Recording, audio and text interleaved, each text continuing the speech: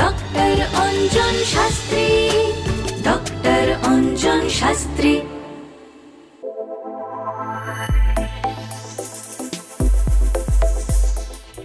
জ্যোতিষঙ্গনে অঞ্জন মানে কিন্তু আমাদের জীবনে আমরা কি করব, কোন পথ ধরে চললে আমাদের জীবনে শ্রীবৃদ্ধি করবে, সেই সমস্ত কিছু আমরা জানতে পারি। আর সেই জন্য আমাদের সঙ্গে সবসময় আছে ডক্টর অঞ্জন শাস্ত্রী। তো অঞ্জন, আমরা আলোচনায় যেটা ছিলাম বা যেটা নিয়ে আমরা এগিয়ে যাচ্ছি সেটা হচ্ছে আমরা একটা দিকের ব্যাপার পেয়েছি, যে দিকের পজিটিভ এবং নেগেটিভ দিক। আমরা একটা ঈশান কোণের বিশাল মাহাত্ম্য বুঝতে পেরেছি, যে ঈশ্বরকে কোথায় প্রতিস্থাপন করলে, কোন কোণে প্রতিস্থাপন করলে সেটা আমাদের বাস্তুতে শুভ হয়। এবার আমাকে বলে যে অর্থনৈতিকভাবে শ্রীবৃদ্ধি ঘটানোর জন্য আমাদের কি করা উচিত, সেটা যদি একটু গাইড করো। অ্যাকচুয়ালি যে অর্থনৈতিক শ্রীবৃদ্ধি করার জন্য এখানে আমি যে বাস্তু নিয়ে বলছিলাম, যেমন বললাম তাহলে ঈশান কোণের বিষয়টা তোমাকে বললাম এতক্ষণ, সেরকম আমাদের যে অগ্নিকোণ, আচ্ছা, অগ্নিকোণেরও একটা বিশেষ আমাদের কার্যক্ষমতা আছে। অগ্নিকোণের এই দিকের মালিক হচ্ছে শুক্র গ্রহ। হ্যাঁ, এই শুক্র গ্রহ কিন্তু আমাদের অর্থ দেয়। আচ্ছা, শুক্র হচ্ছে ভোগ বিলাস, আমাদের কতটা লাক্সারিয়াস লাইফ লিড করব, এটা কিন্তু শুক্রের ওপর ডিপেন্ড করে। অর্থাৎ যার জন্মচার্টে শুক্র খুব ভালো থাকে তার কিন্তু মানে অর্থনৈতিক জায়গাটা খুব ভালো থাকে। এবং এই অগ্নিকোণে আমি বলি, যেমন বললাম যে বাস্তুর মাথা থাকছে ঈশান কোণে, সেরকম অগ্নিকোণে হচ্ছে ওই দিকটা হচ্ছে শুক্র, অর্থাৎ ওই দিকটা অগ্নি দেবতা থাকে।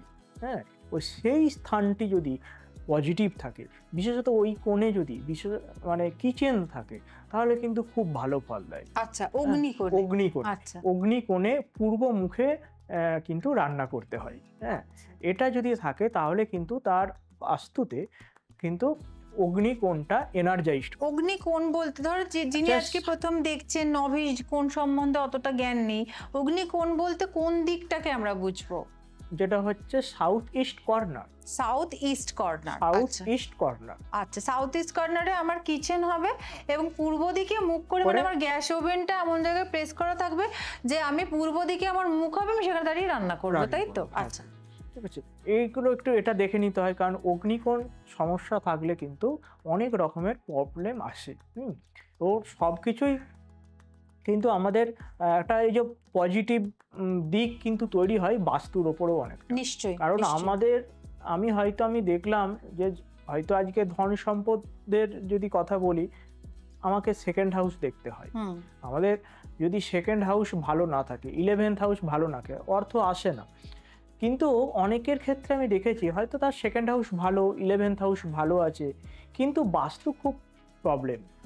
অর্থাৎ বাস্তুতে যদি সমস্যা থাকে, সে প্রচুর এফোর্ট দিচ্ছে, সে উপযুক্ত, সে কিন্তু সেই অনুযায়ী সেই যেটা আশা করছে সেটা কিন্তু আসছে না। যতটা এফোর্ট অনুযায়ী তার যে সাকসেস আসার কথা সেটা কিন্তু আসছে না। এটা কেন হয়? এখানে বাস্তুতেও একটা ভীষণ ভূমিকা আছে। আমাদের বাস্তুতে যেমন আমরা এগুলো বলতে পারি, তার জন্ম চার্ট অনুযায়ী তার কোন দিকে অর্থ রাখবে। আমরা হয়তো এখন বেশি অর্থ বাড়িতে রাখি না, কিন্তু যত সামান্য কিছু অর্থ রাখি, কিছু গহনা থাকে, অর্থাৎ আমাদের যে গহনা, আমাদের সোনার গহনা থাকতে পারে সেখানে কিছু, সেক্ষেত্রে সেগুলো কোথায় রাখবো? আমাদের এমন কিছু কিছু স্থান আছে যেখানে তুমি যদি অর্থ রাখো না, খুব তাড়াতাড়ি সে অর্থটা নষ্ট হয়ে যাবে। আবার কিছু কিছু এমন, অর্থাৎ অর্থটা নষ্ট হয়ে যাবে বলতে এমন কিছু খরচ হঠাৎ আনএক্সপেক্টেড ভাবে চলে আসবে, যেটা আমি এক্সপেক্ট করলাম না। এই হঠাৎ করে এটা আমরা সঞ্চয় করি কি কোনো একটা কিছু উদ্দেশ্যে। কেউ হয়তো ভাবছে আমি একটা জায়গা কিনবো, কেউ ভাবছে আমি একটা বাড়ি করব, কেউ ভাবছে একটা আমি ফ্ল্যাট করব, কেউ ভাবছে আমি একটা গাড়ি কিনবো, কেউ ভাবছে আমার সন্তানের পড়াশোনার জন্য আমি একটা সঞ্চয় করব। কোনো না কোনোভাবে সঞ্চয় করে কিছু। এই সঞ্চয় অর্থ কিন্তু হঠাৎ করে নষ্ট হয়ে যায়। অর্থাৎ যে উদ্দেশ্যে সে সঞ্চয়টা করছে সেই উদ্দেশ্যটাই তার ফুলফিল হলো না, সেই টাকাটা অন্যভাবে বেরিয়ে চলে গেল। এখানে যদি রাহুর প্রকোপ পড়ে, তাহলে সেইটা দেখতে হবে সে কোন স্থানে অর্থ রাখছে।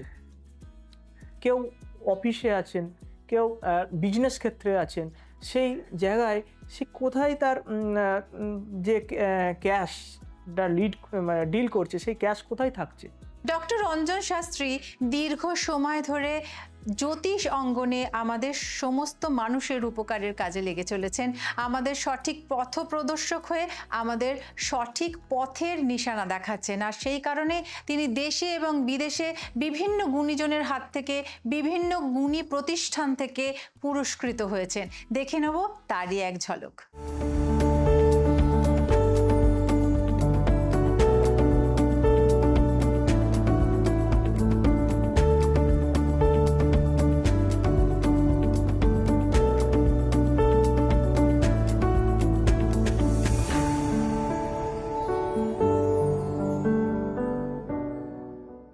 কোন মুখে তার আছে, মানে ক্যাশ বাক্স বা যেখানে আমি টাকাটা রাখছি সেইটা কোথায় থাকবে, সেটা কি বার্থ চার্ট দেখে? বার্থ চার্ট থেকে খুব সুন্দরভাবে বলা যায় কার তার ধনপতি কে।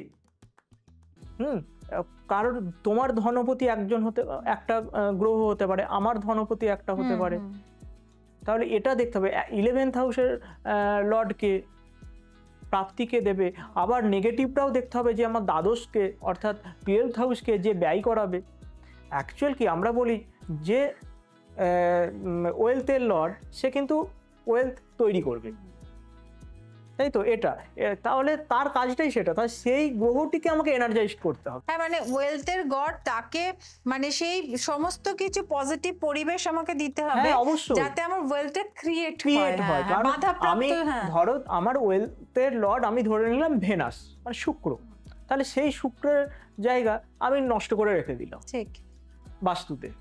সেখানে আমি হয়তো ডাস্টবিন করেছি, সেখানে হয়তো আমি টয়লেট করেছি, তাহলে আমার সে যে ওয়েলথ ক্রিয়েট করবে সেই স্থানটাকে আমি নষ্ট করছি, তাহলে তো বাধা হবে, তাহলে ডিস্টার্ব হলো মানে কিছু তো প্রবলেম হবে, তাহলে তার অর্থ আসবে কি করে? এইগুলো কিন্তু ভীষণ ইম্পর্টেন্ট।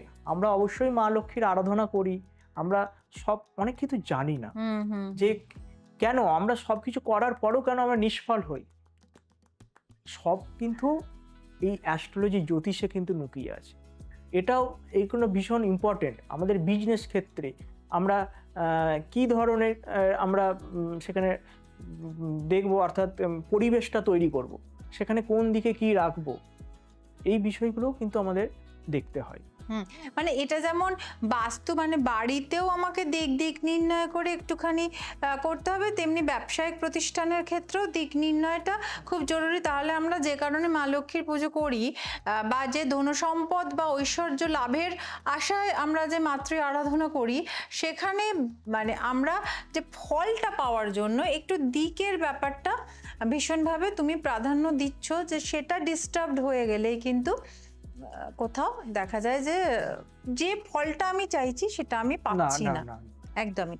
তাহলে ঈশান কোণে মাকে বসান, প্রতিষ্ঠিত করুন এবং পূর্ব দিকে মুখ, যেটা তুমি বললে। আর যদি একেবারেই সেটা সম্ভব না হয় তাহলে পশ্চিম দিকে রেখে পূর্ব দিকে, মানে পূর্ব দিকে মুখ হওয়াটা খুব জরুরি আর কি। সেই আমি যে ডিরেকশন, পূর্ব বা দক্ষিণ, মানে এই দুটো দিকে মুখ করে যে কোনো, মানে আমরা যদি আইডলকে রাখি তাহলে সেটা আমাদের জন্য খুবই উপকারী হবে এবং ফলদায়ী হবে।